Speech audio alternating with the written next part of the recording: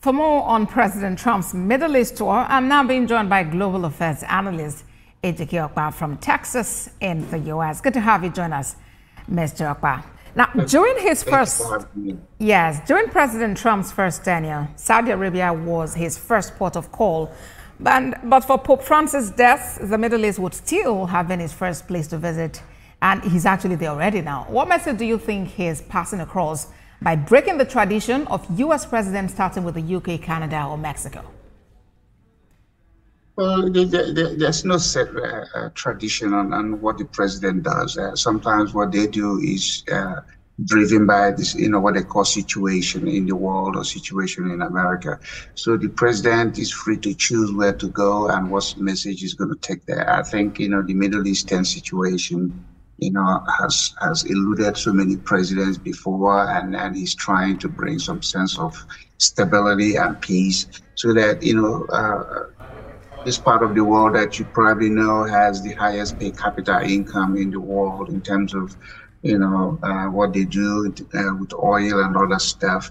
I think it is time that they start to look at their life and not just, engage in things that are bringing, destruction to themselves and then, making the world uncomfortable. So him going to Saudi Arabia and trying to strike a deal or has struck a deal, I think it makes sense. Yeah, all of those things we have to wait to see what happens. Remember, this is not the first time we're going to sign this, we're going to do this.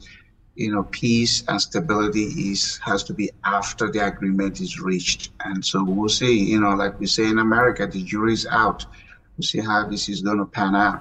And of course, he's looking for improved relations with these countries, and particularly he's making an appeal for the Abraham's Accord to be signed. Now that's by the interim leader in Syria. How far do you think that would go? Well, it's up to the Syrians to see, how they're going to benefit from signing this accord. If they see that there's a need for it, and then it's going to help them to become part of at least, their own region, and then get a global acceptance of, the president or the leadership of the interim guy will say, let's do it. I mean, no matter what it is, there's still going to be some opposition. But the thing is, the world needs to move in the direction of peace.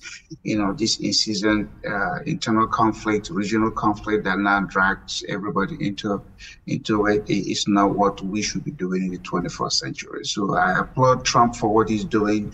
And I hope that the people that stand to benefit begin to think twice and then rally for peace and stability. All right. And quite significantly, the president, Donald Trump, has mentioned he is willing to strike a deal with Iran, but on the condition that the country stops sponsoring terror. How feasible is that, considering that the country itself might not exactly have powers over the groups that it might have sponsored or supported in the past?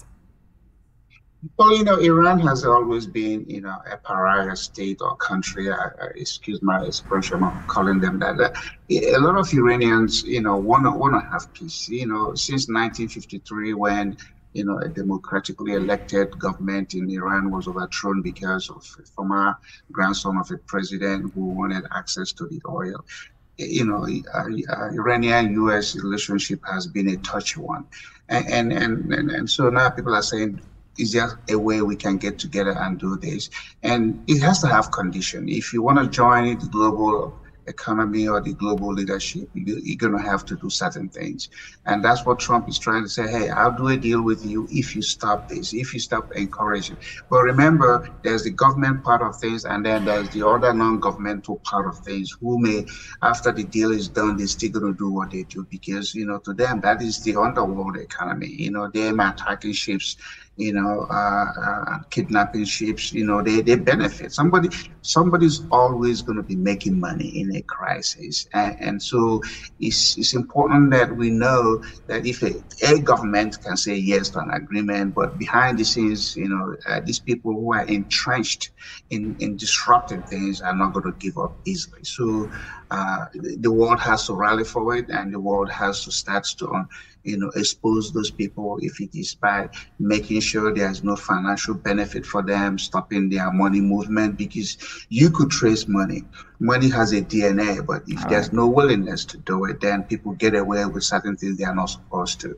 So again, Iran has the hunger to have a good relationship with America. There are a lot of Iranian Americans.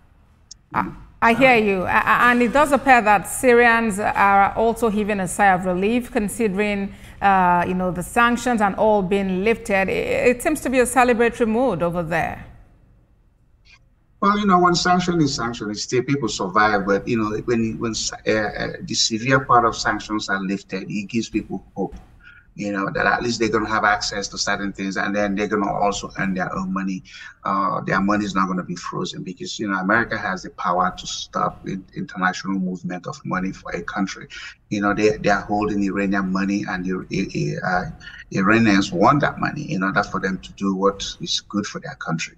So it is the joy people are going to express. It's usually the less fortunate in a country that suffers. The top echelon are always going to find a way to live the life they want.